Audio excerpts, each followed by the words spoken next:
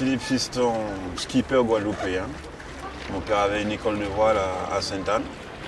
Il voulait absolument développer la voile en grande terre, ou je dirais même en Guadeloupe. Et j'ai pas mal navigué en laser, dériveur laser, aux Antilles, et plusieurs fois champion de la Guadeloupe.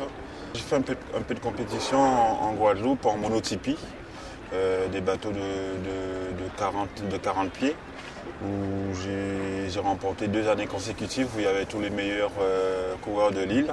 Puis en métropole, Tour de France à la voile. J'ai fait le National Figaro en 2005 à Marseille. La route du Congo, j'ai gagné. Cette course-là, ça fait 2 ans qu'on est dessus. Le Crédit Agricole était intéressé pour cette route du Rhum 2010. Et donc je leur ai fait part sur quel bateau je voulais courir.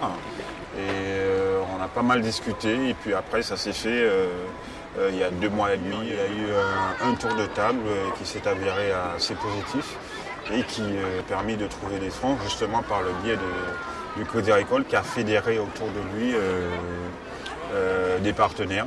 Le Crédit Agricole du département Guadeloupe, plus l'Ille-et-Vilaine, le Crédit Agricole de l'Ille-et-Vilaine et le Crédit Agricole du Finistère. D'où le nom territoire avec S, territoire attitude. Et puis après, il y a d'autres partenaires en Guadeloupe, tels que la ville de Sainte-Anne et la ville de Saint-François.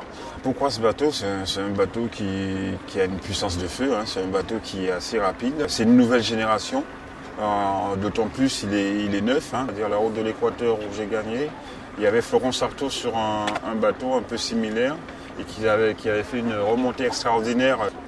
Et donc je voulais absolument avoir un bateau comme celui-ci. Parce que beaucoup de choses peuvent se passer sur une route du Rhum. Il faut faire le dos rond les premiers jours. Il faut bien gérer son matériel, il faut bien gérer sa monture. Être patient surtout. Trop pousser la machine et après pousser le bateau quand il faudra. C'est-à-dire dans le sud des Açores où on commence à avoir les alizés et puis arriver au plus vite sur mon île natale, je dirais. Si je suis en Guadeloupe pour le 18 voire le 19 novembre, cela voudrait dire tout simplement que j'ai fait partie des 10 meilleures classes 40 qui sont arrivées en Guadeloupe. Ça serait vraiment sympa. Et c'est l'un de mes objectifs justement. Donc je ferai tout pour.